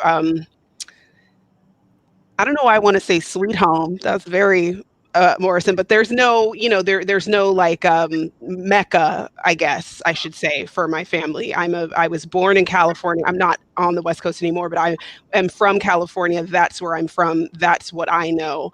And so I wanted to bring some non-Western mythos into it. So we have a loco in the book, but as you can hear, I'm not properly pluralizing it. So a loco, in terms of the mythos that would have come out of the former Zaire in Central Africa, if you pluralize it, it would have been Boloko, is my understanding. So I intentionally, in this book on the West Coast, they are known as a loco, and they're a loco as an individual, they're a loco as a pluralization. And the reason that I did that is for myself, and I guess for anybody who noticed it, as a diaspora, we have this telephone game that we that we play, where we'll have these stories and these things that are told to us, not even necessarily, I mean, I don't have any knowledge specifically about where I would be descended from in Africa. I don't have any specific lore or specific culture that I can draw on or reach out to or reach back to. And of course, that's of no fault of my own. That's literally slavery. So I wanted to bring something here and put something in the book, but I wanted to do it in a way that kind of speaks to the disconnect and speaks to the fact that, like I said, it's a game of telephone, what we hear. I'm not trying to portray this as though this is accurate mythos from its origin. I'm not trying to say that this is Central African mythos, because I don't know it and I don't have it.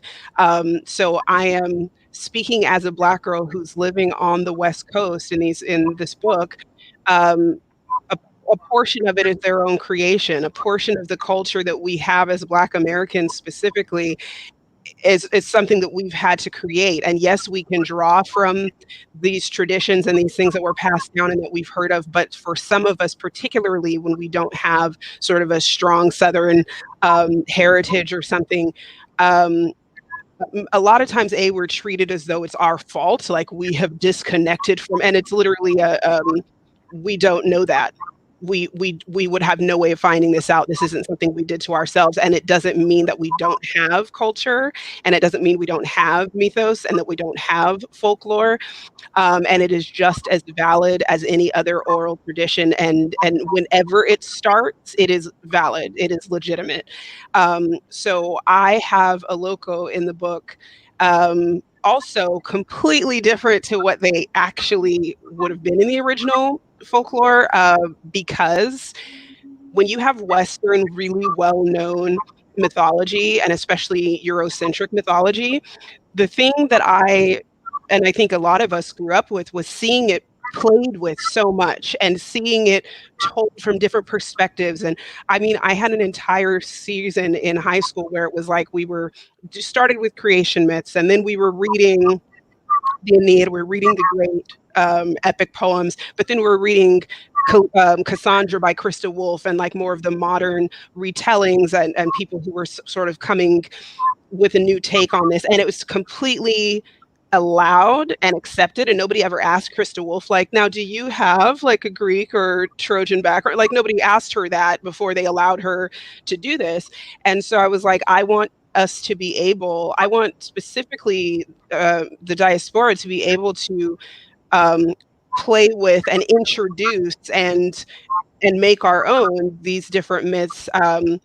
Now, I'm not saying I want the whole world to suddenly learn two things about something and start appropriating and doing whatever, but I'm talking about people who, again, through no fault of our own, were divorced from what we should have and what we should know and have made things of our own. But also, every time I write fantasy, I don't want to say, well, I guess I better stick to sirens as they were always written, or I guess I better stick to, the way that these things were introduced to me from the West. I'm not interested in doing that. So I intentionally have completely different mythos in the book, or incorrect mythos that in this world is correct. And like I said, I don't expect a reader to pick it up and be like, she's making a commentary on the telephone effect, but that's what I'm doing. So I'm telling you, that's what I'm doing. Awesome. So in hearing each of you kind of like talk about how you're coming at the legend or mythos that you're working with and what you're hoping people are picking up, or maybe, as you're suggesting, they're probably not going to pick it up, but now they know because you've told them. Right? What are some other kind of like, what are the stories and elements of stories that you wish to tell, even if it's like from this story, like what you're hoping this story is telling people, but also what are some, just in genre wide, if you want to continue to work in fantasy genre, what are some other stories that you're interested in working with someday? I could start if you're not ready, Kalynn. Yeah, go ahead. So I'm going to piggyback off of sort of what Bethany was saying, because I feel like there was like resonances I was feeling with Legendborn. So I could talk specifically to that. So my main character discovers that she has magic through the course of the novel. The King Arthur magic is a different sort of branch of magic. There's two magic systems, and they use their magic to try and erase her memory of the night that her mother died, and they use her magic to try and sort of keep her ignorant of their existence, and it doesn't work. And that happens like in the first chapter. And then the magic that you end up learning that she has, the magic, is really actually connected to root work. So Bethany talked about Gulliginchi. So what I'm hoping to elevate through this book is the types of resistance-based magic, the types of control, protection, resistance-based magic that came up in the South under the system of chattel slavery. And you know, I call it root craft in the book, and I have an author's note about why I didn't want to use that word, because, well, partially because root craft or root work is not one thing. But in this book, it needed to be one thing that we could understand the rules about. But this idea that enslaved people were using the materials they had with them, using influences from West African religions that were still passed down orally, and were taking control, whether that's through protection type workings or healing, or, you know, calling on ancestors, whether it was through all of that, was looking around, and the sort of resourcefulness of resistance that happened in enslaved spaces is something that I think that people, that in the mainstream world just doesn't really come up. And I think that we look at Southern lore in particular, and there's so much there, even now, that gets passed down through families, through grandparents, and through aunts, and particularly through women in matriarchal line. So what I want Legendborn to do is to elevate that type of quote unquote magic, elevate that type of resistance-based magic, and have it be at the same level of all of these other types of Western magics that get prioritized sort of over and over and over again. And so that's part of what's going on in the story, is that Bree is discovering this about herself and then becoming more powerful, and not having them be on the equal footing because one is based in a real enslavement history, but have them be just as rich and just as powerful, again, asking what makes something legendary and who gets to be legendary when you're talking about the types of systems of magic, spirituality, folklore practices that were developed under an intense duress, 400 years of enslavement. Why is that not legendary? Why is that not something that we're able to talk about and celebrate and uplift? Because that was created in this environment through peoples who are trying to survive, right? Which is very different than, I think, the magic that we get taught. I think is sort of like, this is a magical fantasy story, and it's this Western-based system of this guy, and his dad was a king, and oh, he pulled a sword out of stone. I guess that's a thing. You know, like, I just think that I want to talk about what happened here, and particularly for me, what happened in the South, and what allowed people, Black people, to make it through this circumstance, and these circumstances that we came up through, and the stories that get passed down. So that's one thing. And then also, I really, really, I think my mission will always be about sort of matrilineal, intergenerational trauma, but also intergenerational power. Because I think that Black women, for me, in my life, I look back at the women in my family, and my mother, again, she was a big nerd. So she read Frank Herbert's Dune, and she used to say that the Black women in our family were Bene Gesserit. So they were like these, like, yes. Then I look back and I'm just like, Black women are you know, like, I think about all of the things, all of the sort of power and magic that I learned from my mother and my aunts and my grandparents. And I look back and I'm like, there's something there that I think I will always be playing with and always be working with. Do we want to go, Kalynn, or should I go? No, go ahead. Okay. I think for me, I'm always going to be talking about specifically Black sisterhood. No matter what I write, whether it's speculative literary, science fiction, contemporary fantasy, whatever else I decide to write, I'm always going to be centering, I think I'm always going to be centering not just the Black woman as an individual, and particularly not a Black woman sort of plucked and placed in a mainstream or default setting, because that in itself is a kind of violence, a very real kind of violence. So specifically Black women with other Black women. Um, and especially when I write young adult, I'm very interested in writing to what Black girls and Black femmes are experiencing right now. Because I can say growing up, going to elementary school in the late 80s and then going to high school and junior high school in the 90s, yes, there was still difficult things going on and devastating things going on, but I 100% think that it is a very different experience to be at that age right now. And before the coronavirus, I mean, just the last 4 years period of physical discomfort and unsafety and uncertainty that I did not actually experience the way that even my son is experiencing right now. So I think it's really important for me to be talking to what they are experiencing and honoring what they are experiencing right now. I think that it's extremely important not to ask young people to constantly look backward. Not because that's not important and necessary, but because it's like a refusal to acknowledge that there might have been sort of like a swing of the pendulum where I feel like what some teenagers are experiencing is closer to what my dad experienced than to what I experienced. So just not always assuming that, that I guess that what I experience is like, you need to learn from what I experience. I'm learning a lot from what I'm witnessing, what I am as a mother, as an aunt. And I'm really interested in keeping things present, even when it's not contemporary fantasy, but keeping things present with the things that we know people are going through. Misogynoir is extremely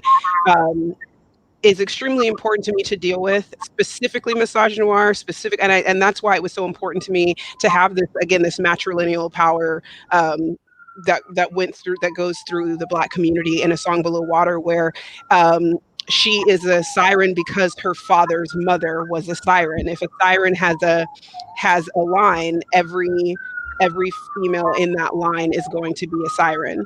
And it skips her father because, of course, he can't be a siren, but it also introduces something else that's extremely important to me, which is respectability politics. And I will probably always be confronting respectability politics, not from a place of always just sort of, of anger or hostility, despite the fact that I'm 100% it needs to go, but also understanding. And I feel like either on this panel or on the previous one, it was sort of spoken to. It is actually, Kalynn, I think it's something that you were talking about. It's possible to reenact, these systems that hurt yourself and hurt the ones that you love, and particularly understanding and empathizing with the fact that sometimes it is coming from a place of care. It is awful and it's wrong and it's destructive, but you don't know how to protect the people you love. And so we fall into these, maybe if we do, it's very difficult when you have an outside force of oppression, an institutional outside force of oppression that you do not control. And the only thing that you really feel like you can control is you and how you respond to it. But then shifting the onus on, because you're the only thing you can control, shifting the onus onto yourself and saying, okay, it's my job to make this okay. No, it isn't. And so her dealing with respectability politics from her father, Tavia, the siren character, dealing constantly with this chastising kind of, what did you do? What could you have done differently? And not understanding, I'm talking about thinking that I was going to be harmed just now. I'm talking about being oppressed and being assaulted and being mistreated and being, everything that she goes through, and particularly that Black children go through, and having somebody constantly ask you what you could have done differently is dehumanizing in itself. And really trying to say to our elders and to the people who are still holding to that, do you understand the damage that you're doing? I am trying to meet you halfway by saying, I understand this is coming from a place of terror. Right. I understand that you yourself are a victim of terror, but this is not it.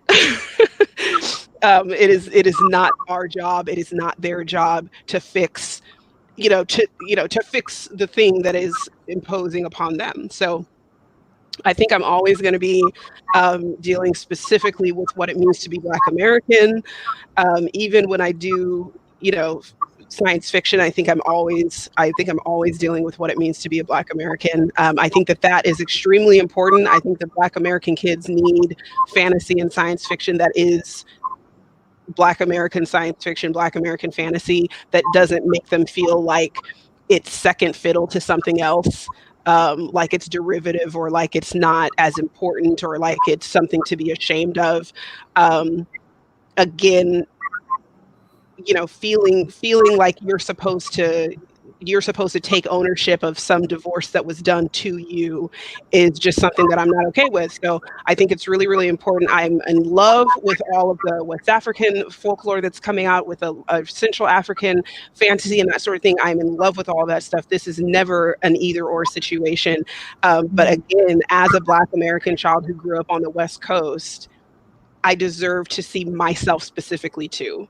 I deserve to not be erased from the American tradition, from the American culture, from American histories and storytelling. So I am specifically writing diaspora fantasy, diaspora science fiction.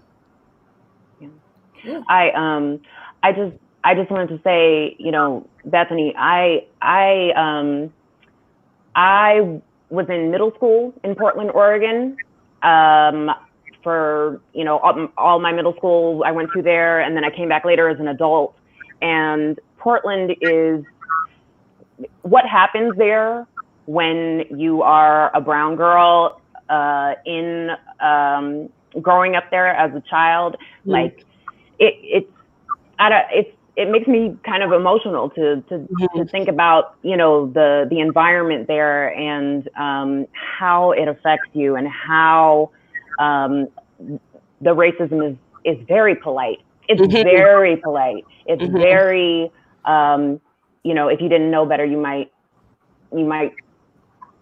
just kind of like, wait, what?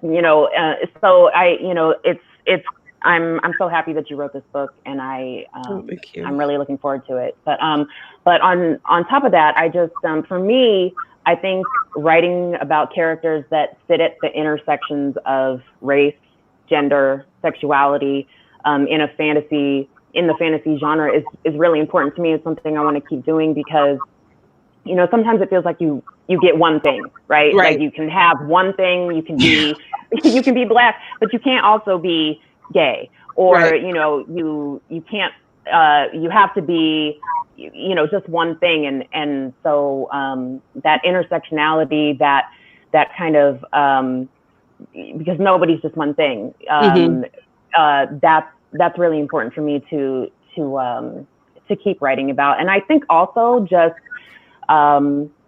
letting Black kids be the chosen one, letting them be, have magical powers, letting them have, letting them be messy and flawed, and still be okay. I think that we don't often get to see ourselves like that. We have to be these perfect kind of, or we have to be perfect, or we have to be a side character that disappears. Right. And so it's dealing in extremes, and that's not who we are. That's not fair.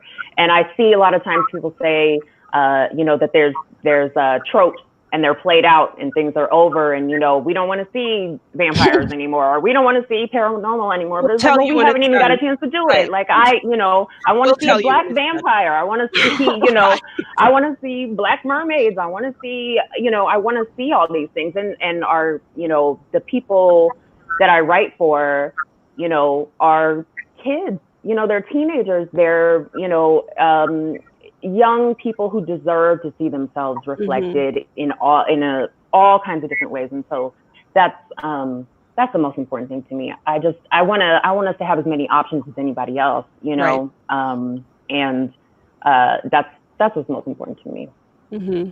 Awesome. So I think my last question, because we're nearing on the end of our hour together, which I honestly feel like I just want to have like all the discussions with all of you about not just books, but about like what it's been about like writing and how you've brought in your own personal stories in the books. It'll be a whole different panel for a whole different day.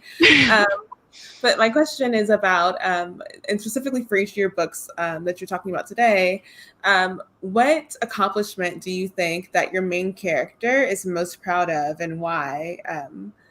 And kind of like has a lingering, like this brings some people in to come buy these books, kind of like last question, like this is why you should read this book because this character is proud of this. And maybe you need to read the book to find out more about why they're proud about this thing. My main character, Sophia, she knows exactly who she is. She starts off knowing what she wants, who she is. The problems come when the societal expectations are just too heavy on her and her family and her friends. So she kind of she works her way through this story, not necessarily finding out who she is, but she finds out what she's capable of. She's always been worthy. She's always been fine just the way she is. She's always been enough. And knowing that is extremely freeing for her. Once she realizes that she can be who she is, she knows what she wants, she knows who she wants. And that for her is a sense, it gives her a sense of freedom and not, she's not constrained by it. And so she gets to kind of spread her wings and be an example for other people. She's a flawed character. She's not perfect.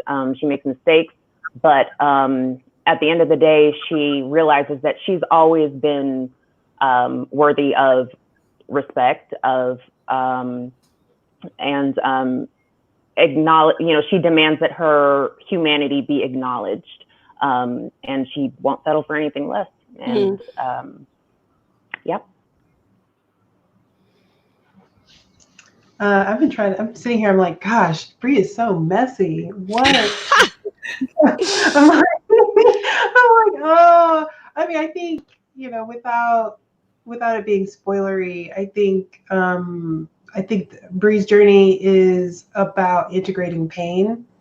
I think there's a lot of and definitely kids, definitely teenagers, but we as women, as people of color, get and this speaks to Bethany's respectability politics, get pressure, external pressure about you can't carry around your pain or your anger about some injustice that's been done with you. You have to set it aside if you're going to succeed. And I feel like that's a big part of Bree's journey, is figuring out how to do that, because she does get that information is getting sent to her, like, you need to let this go, you need to move on. And I do think that feels like a generational sort of pressure. I remember going up through college and even dealing with elder family members who were just like, well, you can't, just because somebody said something to you, you can't let that stop you. And it's like, no, you can't let someone saying something inappropriate or saying microaggressions or whatever stop us. But we also don't need to ignore it in order to succeed. We also don't need to actually just, to repress our feelings, which that type of repression of injustice and that feeling in your chest when something has been done to you that's wrong, that's a type of self-violence, to say, actually, that doesn't matter, put that somewhere else. So I think the goal of the book, and Bree's goal, is really figuring out how to integrate that and microaggressions from being in this space, grief, anger, frustration, feelings of loss, all of that from her mother's loss at the beginning of the book. How do you live with that and keep moving? And I feel like that's the journey of how do you integrate those. Don't shut them down, and don't say no, and don't devalue them, because I don't think that's wiser. But how do you integrate them in your life and allow that integration to help you make choices as you move forward? And I feel like that's a really big lesson that I'm still learning, but I feel like people don't realize that teenagers are doing that. They are absolutely on that journey already, and so I think that's the big accomplishment. I think that because there are two main characters in A Song Below Water, of course. There's Tavia and there's Effie, and like Tracy said, I'm sitting here trying to figure out the accomplishment that I could talk about that doesn't spoil anything. But I would say genuinely from start, something that is true from start to finish, because these girls, I mean, both of these girls have PTSD. Both of these girls are, and then of course, Tavia's dealing with the trauma of respectability politics at home, and Effie is dealing with the lack of family and the secrets that are kept from her. I think the thing that they automatically have and that they are proud of, that they know the value of, is their found family, is each other. And the fact that they save each other on a regular basis, what they give each other is of the utmost importance. And if they're one of the things that I wanted, because I think this is just true about being a Black woman, is to have the same story where you have a character have PTSD, the same story where you have this character who has had these traumatic events, has this character laughing with her girlfriend, and has this character, you know, just being ridiculous with somebody that they love. And that's who they have it with. Tavia has Effie, Effie has Tavia. That's where you have the joy in the story. And I don't think it's rare joy either. I think that it's a book where you have both of those things in the same portion, the same way that you might in everyday life, and they don't negate each other, and it's not inauthentic to show them just resting against each other right after you see something happen that upset them, having them laugh together, that's a completely legitimate, realistic thing. So they are both aware of what it means to have this, and they are, even the people that they don't get along with, the entire world can see this is family. These girls are sisters now. So even people who have gone to school with them and therefore know that at the beginning of high school, they didn't live together, they weren't sisters or whatever, everybody refers to them as sisters, because that's who they clearly have become to each other. And that is, I would absolutely say that's their greatest achievement. Late and it doesn't get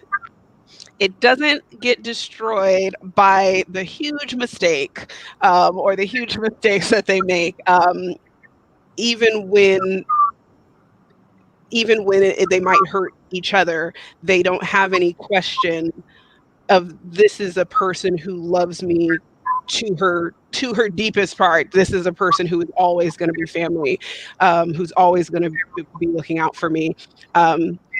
Yeah, I think that's the overall, including the fantastical things that happen. I still think that's probably their greatest accomplishment. Oh, well, thanks everyone for joining us for this discussion. Thank you, authors, for being here and telling us all about your worlds. I have so many different tweets and messages from people who are like, oh my gosh, I need all of these books now in my hands right now. So if you could you please share with everyone where they can find these books, where they can get in contact with you, if you like via tweet or social media, any way that you are promoting your books in any way, where they can look for you and your stories. I'm at Kalynn Bayron on the Twitter and Instagram. And Cinderella's Dead comes out July 7th. The pre-order campaign is up right now, so you can go over there and check that out. It's available. It's going to be available everywhere books are sold. I'm really bad at Instagram, so maybe don't follow me. Just check in over there. But I'm on Twitter all the time, so. I love that you're just real though, not Instagram. So Legendborn is out September 15th, everywhere books are sold. We don't have a pre-order campaign up just yet. We just passed the 6-month, so we're hoping to ramp some things up soon. You can find me on Twitter for sure at Tracy Deonn. I am on Instagram. I'm trying to be better about it. I do stuff over there sometimes. So you can check me out at Tracy Deonn. And if you look at my website, tracydeonn.com, that's got other information about me, how to contact me, and also where you can buy the book or pre-order it. So I am mostly on Twitter at BC Morrow. I have the exact same handle on Instagram. I'm so glad that you guys are being real so that I can just be real. I am being taught to use Instagram, supposedly. I don't do it right because I just post what I want to. If you watch my stories, it'll pretty much just be like a live version of my tweets, which is a mix of nonsense and then like really serious, discourse. And your then dog. talk about Planet of the Apes and my dog. So anyway, mostly Twitter is a really good place to find me. I have A Song Below Water coming out June 2nd. There is a pre-order campaign. This pre-order campaign is for real. There is a limited edition enamel pin of the cover with the 2 magical black girls on it. Like, you need this pin. I'm so obsessed. And then my website is bethanymorrow.com, where you can find my other work, my adult market book, Mem, which came out in 2018, and then Take the Mic, which is an anthology of everyday resistance that I contributed to and also edited through Scholastic, and that came out in 2019. All of those, except for A Song Below Water, are available where books are sold. Obviously, we love IndieBound to find out where your closest independent bookseller is and whether they are shipping right now. And like I said, A Song Below Water, you can find June 2nd. Awesome. And Black Girls Create, if you're here, you probably know where we are, but we have the website, blackgirlscreate.org. And we're on Twitter mostly at We Black and Nerds because Black Girls Create was not available. But it's very free. We Black and we nerds. So right. Thank you so much, everyone, for joining us. And thank y'all so much for being part of this discussion. I really enjoyed it today. I hope you did too. Thank you so much. Thank you. Thank you for hosting. Thanks. Bye. Bye.